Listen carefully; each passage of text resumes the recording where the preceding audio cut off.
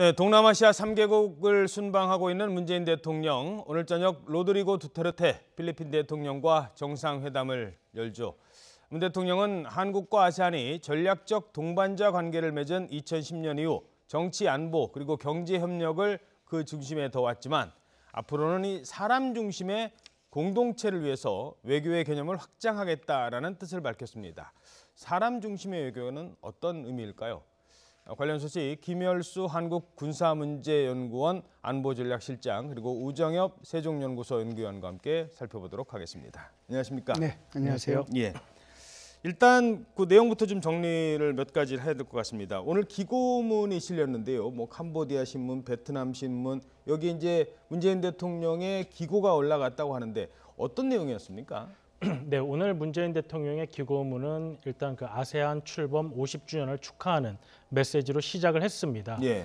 그리고 그 제목 자체는 한국과 아세안의 협력 관계, 아까 말씀하신 대로 사람 중심의 공동체를 향하여라는 제목으로 앞으로 한국과 아세안이 공동체를 형성해 나가는데 더불어 잘 사는, 영어로는 이제 prosperous, 그 다음에 사람 중심, people, 그리고 평화 공동체, peace라는 3P라는 원칙 하에 한국과 아세안이 공동체를 형성해 나가자는 내용을 담고 있습니다. 예. 이러한 내용은 98년도에 김대중 대통령께서 이제 아세안 정상회의에서 그 당시에도 3P였는데 그 당시에는 peace, prosperity and progress라고 해서 이번에 people로 대체된 발전이라는 용어가 들어가 있었습니다. 그래서 그 아세안이 2025년 공동체에 대한 목표로 사람 중심 그리고 사람 지향의 공동체를 목표로 하고 있기 때문에 문재인 대통령께서도 이제 사람 중심의 경제를 중시한다는 입장에서 한국과 아세안 간의 공통점이 있다라는 점을 강조했습니다. 예, 그게 이제 뭐 남방 정책, 이른바 신남방 정책이라고 이렇게 불리게 되는 거죠. 앞으로 이제 우리 정부의 그 아세안 국가와의 관계. 예, 그 신남방 정책이라는 것은 문재인 정부가 이제 발표한 정부의 100대 국정 과제 안에 포함된 과제 중 외교 부문 과제입니다. 이 부분은 아직까지 우리나라가 아세안과의 관계를 그동안 계속해서 향상시키겠다고 했지만 아직 많이 모자란 점이 있기 때문에 이번에 문재인 대통령은 신남방 정책을 통해서 아세안 국가들과의 관계를 우리가 주변 4대국과의 관계만큼 끌어올리겠다는 목표를 삼고 있습니다. 예, 교수님 제가 이 부분 조금 좀 추가해서 말씀을 드리면요. 100대 국정 과제는 맞고요. 이제 결론적으로는 우리 한국 외교의 다변화를 통해 가지고 균형 있는 외교를 좀 해야 되겠다. 미국과 중국 중심의 외교뿐만이 아니라 러시아, 뭐 일본, 유럽연합, 아세안, 호주, 인도 이런 나라들을까지 포함해서 외교를 좀 균형 있게 해 나갔으면 좋겠다는 차원에서 이것이 시작이 된 거고요. 예. 여기에는 크게 이제 신북방 정책과 신남방 정책으로 대별이 되는데요. 신북방 정책은 9월 초에 우리 대통령께서 블라디보스토크에 참가해가지고 거기서 신북방 정책을 발표를 하시면서 러시아와 중앙아시아의 관계를 강화해 나가겠다고 말씀을 하셨고요. 이번에는 이제 인도네시아에 가셔서 신남방 정책을 발표하시고 그 연장선상에서 좀 전에 우리 우정엽 박사께서 말씀하신 신문기고 그리고 오늘 좀 이따가 발표하실 그런 공동체의 문제 이런 거하고 연관이 된다라고 봐야죠. 그래서 요 내용 중에 아까 그 프로그레스가 이제 피플로 바뀌었다고 했는데 사람으로 바뀌었다는 게 뭐 사람 중심의 외교라는 게 어떤 외교를 말할까요? 기본적으로 이제 대통령께서 말씀하시는 것은 크게 보면 이제 사람이라고 하는 이제 피플이 있는 거고 그다음에 평화라고 하는 피스가 있는 거고 그다음에 공동 번영이라고 프라스페리티가 있는데 제일 중요한 것은 P라고 하는 거잖아요. 그러니까 피플이라고 사람 중심인데 여태껏 이제 한국과 아세안 간의 교류와 이런 것들이 외교, 안보 경제 쪽에 초점이 가 있었는데 이제는 그것이 아니라 문화와 인적 교류를 훨씬 더 늘려서 사람 중심의 공동체를 우리가 갔으면 좋겠다. 그래서 생각의 패러다임을 좀 바꿨으면 좋겠다. 그런 차원에서 사람 중심의 이 공동체를 주장을 하신 거죠. 예. 그 아까 이제 지적을 하셨습니다만 그 신남방 정책 그 핵심 안에 이게 지금 들어가 있다고 봐야 되나요? 그 전체적인 신남방 정책의 그 큰 그림은 어떤 겁니까? 지금까지 우리가 아세안과의 관계가 4대 강국과의 외교만큼 끌어올리지 못했던 이유는 우리 외교가 정부 중심 그리고 안보 이슈 중심으로 이루어져 왔기 때문에 지금 김일수 교수께서 말씀하신 이러한 인적 교류와 물적 교류 부분에 좀 취약했던 것이 사실입니다. 그리고 그러한 아세안 국가들의 안보 관련성이 4대 국가와는 좀 차별이 있기 때문에 우리가 아세안 국가들을 대할 때 아무래도 4대 국가는 다른 차원에서 외교를 진행해 왔던 것인데요. 이번에 문재인 대통령께서 이제 아세안과는 사람 중심의 외교를 하겠다고 한 것은 그동안 정부 중심의 안보 이슈 일변도의 외교에서 벗어나서 문화 교류, 그다음에 인적 교류를 증가함으로써 이 아세안 국가들의 우리나라와의 관련성을 증대시키고 각종 교류 증대가 우리의 국익에도 도움이 되게 하는 그러한 신남방 정책의 중심에 있다고 하겠습니다. 예, 알겠습니다. 이 외교적인 내용이라서 좀 복잡하기도 하고요. 이 정도를 일단 하고요. 오늘 잠시 뒤에 이제 이 아시아 국가와의 관계 얘기는 이따 좀 얘기를 하겠습니다. 네. 그 전에 지금 이제 시진핑 주석을 만났고 또 오늘 리커창 총리도 만난다면서요. 중국과의 관계 문제인데 그 주석도 만나고 국가 주석도 만나고 총리도 만나고 이런 게 좀 이례적인 일 아닌가요? 네, 굉장히 특이한 경우죠. 기본적으로 이 중국 정부는 원래는 이게 집단 지도 체제잖아요. 그래서 리커창 총리가 사실상 경제 분야 전반을 다 담당을 하죠. 예. 그래서 주로 아세안 같은 경우는 경제 쪽에 초점이 가 있고 아세안 플러스 3도 마찬가지지만 여기에는 전통적으로 리커창 총리가 참석을 해왔죠. 예. 나머지 이제 그 회의체의 수장들이 모이는 그 회의체에는 주로 이제 시진핑 주석이 참석해 왔고요. 이렇게 예. 분리를 하는데 지금 말씀하신 것처럼 우리나라 대통령께서 시진핑 주석도 만나서 회담을 하고 또 리커창 총리 제2인자죠. 리커창 총리도 만나서 그것도 며칠 사이에 같이 회의를 하는 것은 굉장히 드문 사례라고 볼 수 있습니다. 예. 지난번에 이제 시진핑 주석을 만났을 때 과연 사드 얘기를 어느 정도 수준으로 했을까라는 게 언론에 계속된 관심이었는데 네네. 나중에 보니까 시진핑 주석은 사드 얘기를 상당히 꽤 많이 했던 것으로 이렇게 알려지고 있죠. 예, 전체적으로 보면 원래는 이제 이렇게 정상회담을 하게 되면 의제들이 미리 다 정해져서 어떤 의제를 가지고 논의를 하고 어떤 의제는 이 테이블에 올려서는 안 된다라고 하는 것이 기본적인 예입니다. 그래서 네. 그것이 미리 정해져서 그리고 나서 이제 정해진 의제만 가지고 이 정상회담을 하거든요. 그래서 원래는 이제 한중 정상회담을 할 때 사이드 의제가 포함이 안 됐어요. 당연히 예. 이제 우리의 그 관련되는 외교부 청와대나 이렇게 관련되는 부처에서 얘기하는 것도 사드 의제는 포함이 안 됐다라고 하는데 예. 막상 이제 이 정상회담을 하는 과정 만나니까. 속에서 이 시진핑 주석이 사드 문제를 꺼낸 거죠. 그러다 보니까 이제 거기 얘기를 한 거고요. 우리 대통령께서도 올바르게 말씀을 하셨다라고 생각을 합니다. 사드라고 하는 것은 중국을 겨냥하고 있는 게 아니다라고 분명하게 선을 그었다라고 봐야죠. 그 시진핑 주석도 사드 배치하면 되겠느냐 이렇게 얘기하기보다는 자국 국민의 책임감 있는 행동을 해야 된다. 네, 그렇기 네, 때문에 이런 이제 얘기를 했죠. 사드 배치 문제에 대해서는 얘기를 했지만 삼불 정책이라는 걸 써리노에 대해서는 말 한마디 안 했거든요. 예, 죄송합니다. 지금 말씀 중에 죄송한데요. 문재인 대통령이 오늘 그 행사죠. 아세안 주변 국가 10개 나라가 참석을 하죠. 10개 나라가 참석하는 아세안 기업 투자 서밋에서 연설을 합니다. 그 연설 내용 먼저 들어보시겠습니다. 아세안 경제계 지도자 여러분 반갑습니다. 이렇게 귀한 자리에 초대해 주셔서 감사합니다. 올해는 아세안이 출범한 지 50년이 되는 해입니다. 아세안은 그동안 무역과 투자 자유화를 통해 지속적인 성장을 이루고 안보 협력으로 영내 평화와 안정을 유지해 왔습니다. 그리고 지난 2015년 말 아세안 공동체를 출범시켰습니다. 다른 언어와 문화, 발전 격차를 극복한 통합이어서 더욱 값진 성과입니다.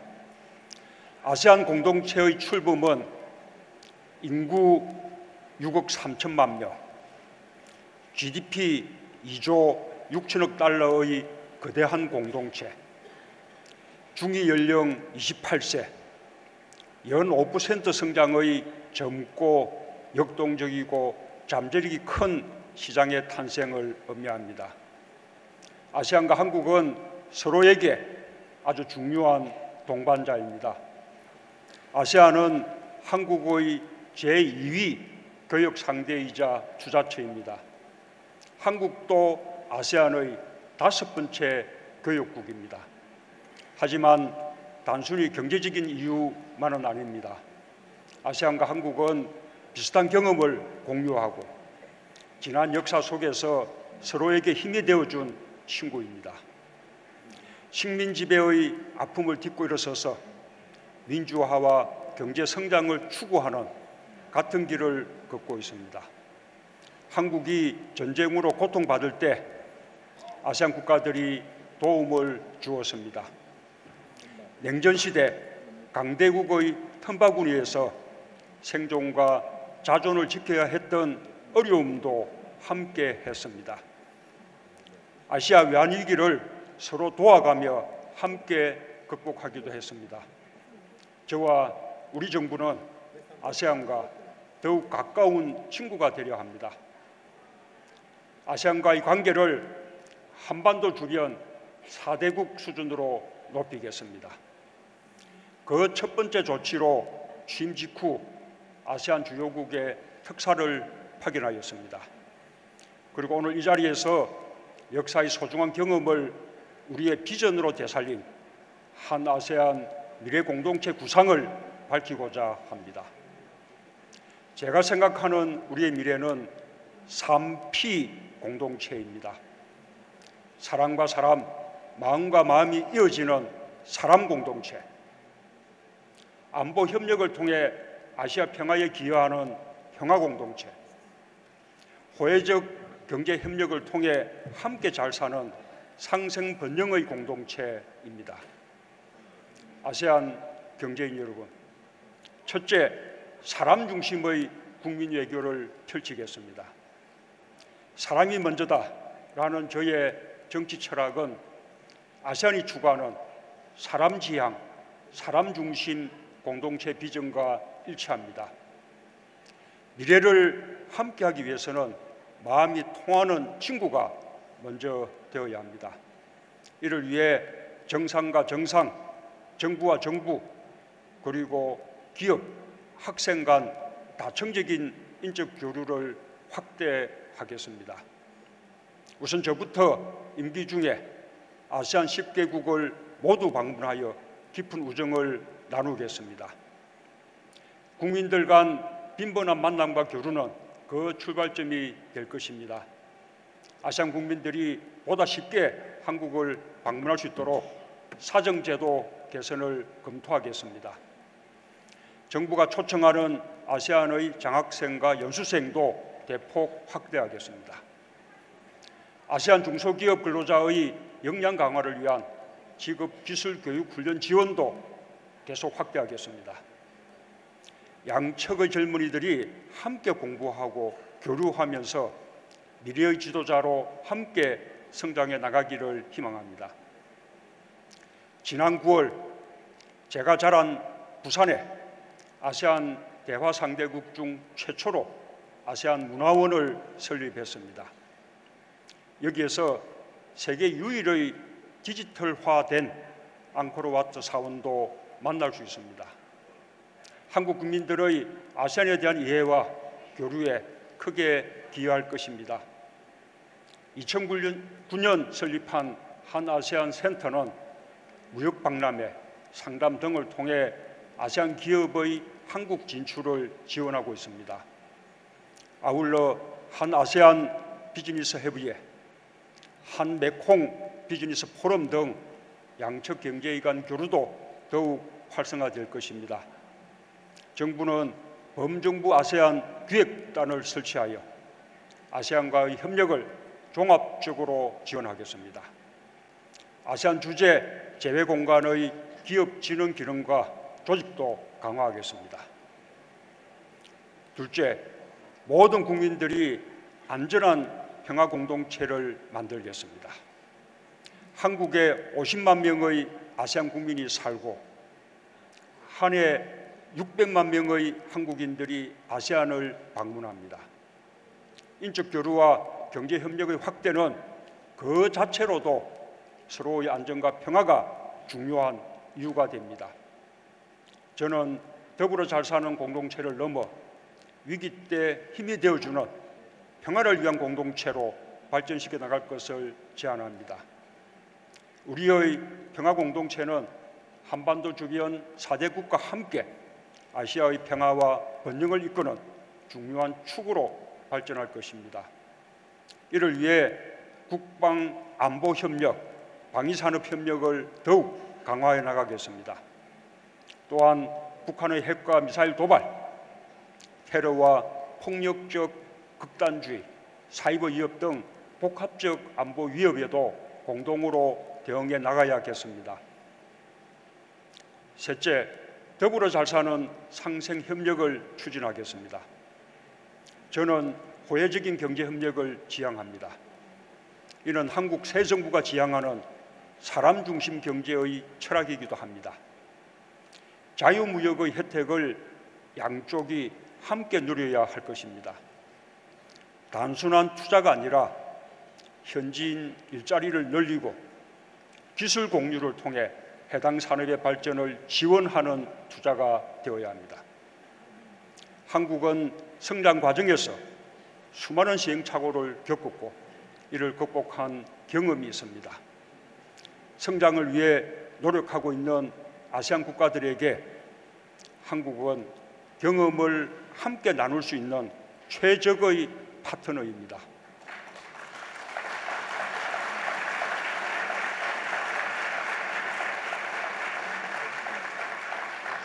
아세안과 한국의 협력 분야는 무궁무진합니다. 나는 그중에서 아세안이 추구하는 영내 연계성을 높일 수 있는 4대 중점 협력 분야를 제시하고자 합니다. 제1협력은 교통 분야입니다. 한국은 베트남 하노이와 호치민의 메트로를 건설하고 있습니다. 인도네시아 자카르타의 경전철 사업도 진행하고 있습니다. 세계 최고 수준의 서울시 지하철은 한국이 경제개발 과정에서 겪은 대도시 교통 문제의 해결책이었습니다. 한국은 아세안 대도시의 과밀화와 교통 문제를 함께 고민하겠습니다. 아세안 국가 간 고속철도의 건설도 영내 통합을 가속화할 것입니다. 한국은 우수한 고속철도 건설과 운영 경험을 고속철도 건설을 희망하는 아세안 국가와 적극 공유하겠습니다. 제2협력은 에너지 분야입니다. 한국은 베트남, 인도네시아, 말레이시아, 필리핀에서 발전소 건설 협력을 추진하고 있습니다. 파리 기후변화협정 당사국인 아세안과 한국은 에너지 분야에서 더 많이 협력할 수 있습니다. 인도네시아 바탐의 에너지 자립섬 사업은 신재생 에너지 협력의 미래를 보여줄 것으로 기대합니다. 제3협력은 수자원 관리 분야입니다. 한국은 태국 후에이 루안강 하류 유역 개발, 라오스 세남노이 수력 발전, 필리핀 루존 지역 수력 발전과 블라칸주 상수도 사업, 인도네시아 까리안 세르퐁 상수도 사업을 진행하고 있습니다. 한국의 효율적인 수자원 관리와 사업 노하우도 함께 지원될 것입니다. 제4협력은 스마트 정보통신 분야입니다. 한국은 세계 최고 수준의 정보통신 인프라를 토대로 지능정보화와 산업의 스마트화를 적극 추진하고 있습니다. 4차 산업혁명의 기반이 될 5세대 이동통신망을 평창올림픽 때 세계 최초로 시범 서비스하고 내년 인도네시아 아시안게임에도 지원할 것입니다. 한국은 다양한 스마트시티 조성을 중점 추진하고 있습니다. 싱가포르의 스마트네이션 건설에도 참여하겠습니다. 그 경험을 다른 나라들과도 나누겠습니다.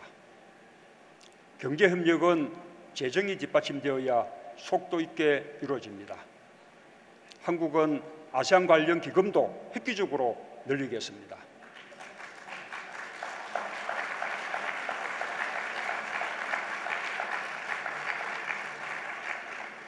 한 아세안 협력기금 출연 규모를 2019년까지 지금의 2배 수준인 연간 1,400만 달러로 확대하겠습니다.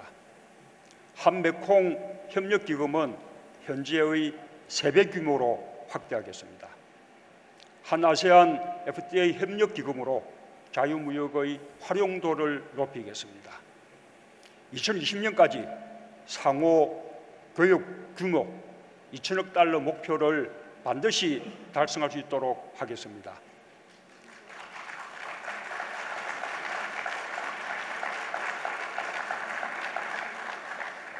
또한 오늘 제시한 4개 중점 협력 분야 지원을 위해 글로벌 인프라 펀드에 2022년까지 1억 달러를 추가로 조성하겠습니다. 존경하는 아세안 경제인 여러분, 올해는 아세안 출범 50주년, 아세안 플러스 3 창설 20주년, 한 아세안 FTA 체결 10주년의 뜻깊은 해입니다. 저는 이 행사에 이어서 아세안 정상들과도 재구상을 협의할 것입니다. 정상들의 의지와 함께 중요한 것은 양측 국민들의 참여와 협력입니다. 특히 경제 지도자 여러분들의 관심과 협조는 필수적입니다. 한국 정부는 경제인 여러분들의 기업 활동을 적극 지원하겠습니다.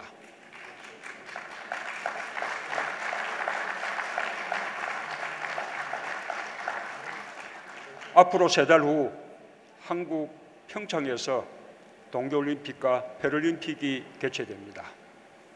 올림픽을 통해 화해와 평화의 메시지를 전하기 위해 정성껏 준비하고 있습니다. 성화봉송 로봇, 자율주행버스, 5세대 이동통신, 지상파 초고화질 방송 등 최첨단 ICT 기술도 선보일 것입니다. 한국의 평창을 찾아주십시오. 한국의 아름다운 겨울과 다양한 문화도 즐기시고 첨단 기술과 새로운 사업 기회도 찾으시기 바랍니다. 여러분들의 관심과 성원을 부탁드리겠습니다. 감사합니다.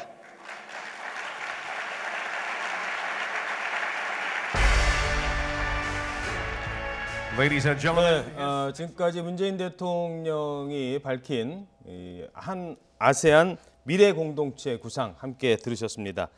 아세안 기업인들과 만나는 투자 서밋 자리에서 몇 가지 구상을 밝혔는데요. 어떤 내용인지 먼저 간단하게 좀 정리를 좀 해주시죠. 예, 뭐 전체적으로 보면 한국과 아세안의 관계가 여태껏 어떻게 발전이 되었고 아세안이 지난 냉전기부터 지금까지 어떤 식으로 이 위기를 극복하면서 경제 성장과 민주화를 이루어왔는지를 말씀을 하시고요.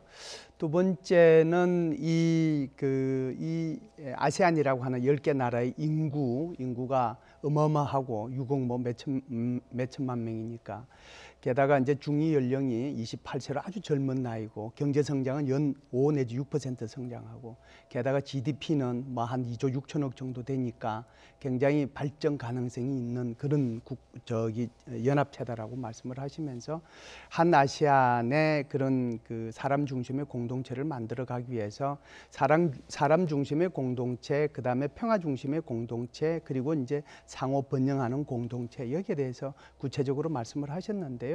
특히 상호 번영할 수 있는 그 공동체에서는 4가지를 제시를 하셨거든요. 특히 이제 교통 분야에서 우리가 서로 상생 협력해서 할 분야가 있다. 그리고 이제 에너지 분야도 그렇고 수자원 관리 분야도 그렇고 스마트 정보통신 분야도 그러니까 무궁무진하게 이런 분야가 열려 있다라고 말씀을 하시면서 마지막으로 내년 2월 달에 열리는 평창의 아름다운 겨울도 구경하시고 많이 참여하기를 촉구하는 그런 말씀을 하셨습니다. 아주 감동적인 연설이었다고 봅니다. 예, 그 두 가지가 전 눈에 띄는데요. 일단 돈 내겠다는 거, 우리 출연 기금을 아세안 기금 지금의 2배 출연 기금을 늘리겠다는 얘기 하나. 그리고 제가 눈에 들었던 거는 비자 문제입니다. 동남아시아 국가에서 한국으로 들어오는 비자를 좀 쉽게 해주겠다라는 치하원인 것 같은데 혹시 어떤 내용인지 배경 설명을 좀 해줄 수 있는 부분이 있습니까? 예. 지금 일단 이러한 교류의 차원에서 이 아세안 국가들이 원하는 분야가 무엇인지를 적절히 파악을 해서 그에 대한 한국이 제시할 수 있는 여러 가지 방안들을 이번 성명에 발표한 것으로 보입니다. 말씀하신 여러 가지 기금들에 있어서는 사실 지금까지 많은 국제기구들 그리고 지역에 있는 국제단체들이 그 부분에 있어서 아세안 국가들 내의 인프라, 건설 등 여러 가지 투자를 해오고 있지만 아직까지 그 절대액이 많이 부족하다고 느껴지고 있는 상태였습니다. 그래서 아세안 국가들은 이제 국제사회에 그 부분에 대한 투자 요구를 더 많이 해오고 있었고 우리 대통령께서 그 부분에 대해서 선제적으로 우리의 투자 의지를 밝히면서 이제 아세안 국가들의 협력을 요청하는 것이 되었고요. 예. 그다음에 비자 문제 역시 인적 교류의 주요 수단인데 아직까지 우리는 그 아세안 지역 국가들이 한국으로 입국을 할 때 여러 가지 제약이 좀 있었습니다. 그래서 인적, 물적 교류를 확대한다는 측면에서 이 부분에 대한 적절한 완화를 말씀하신 걸로 보입니다. 예.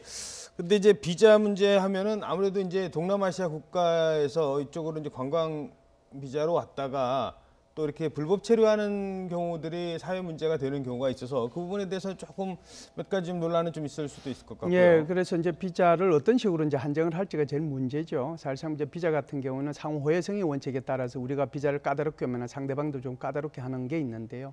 여전히 이제 예를 들어서 우리가 중국 갈 때도 이제 비자를 받아야 되고 캄보디아 갈 때도 비자를 받아야 되잖아요. 그런데 다른 나라 갈 때는 제가 이제 좀 전에 말씀드린 필리핀이나 태국이나 비자 안 받고 그냥 그렇죠, 가잖아요. 무비자죠. 예를 들면 그런 무비자의 국가를 늘릴 수가 있고요. 그리고 이제 한국에 잠시 관광으로 왔을 때 3달까지는 뭐 비자 없이 올 수 있다라고 한다든지 그렇게 어떤 한정을 이렇게 줄 수 있을 거예요. 그런 측면에서 말씀을 하셨고요. 학생 교류 또 직업 교육도 열심히 잘 시켜주겠다. 그래서 인적 교류, 사람 중심의 그리고 공동체를 만드는데 한국이 아주 주도적으로 지원을 해주겠다라고 그런 말씀이시죠. 그 지금 요거 좀 다른 얘기일 수 있는데요. 사실 북한과 아시아 국가와의 관계, 뭐 우리도 아시아 국가와의 관계가 좋습니다만 동남아 같은 경우는 북한과 그 관계가 다른 나라에 비해서는 비교적 원만한 관계를 많이 유지해온 국가들이 있거든요. 뭐 캄보디아든가 라오스라든가 특히 이쪽 같은 경우는 그렇다면 우리가 북핵 문제 해결을 할 때 뭐 주변 사강만 같이 협력을 해서 되느냐, 아세안 국가들의 어떤 그런 협력도 필요하지 않느냐라는 지적도 나오고 있습니다. 북핵 문제 뭐뿐만 아니라 다른 문제에서 특히 북핵 문제도 그런 차원에서의 어떤 접근법 이런 건 어떻게 보십니까? 지금 그 유엔 차원의 제재는 이 아세안 국가들도 회원국이기 때문에 당연히 준수해야 되는 책임이 있습니다. 하지만 그 유엔의 제재는 그 회원국이 알아서 사실 하도록 되어 있는 것입니다.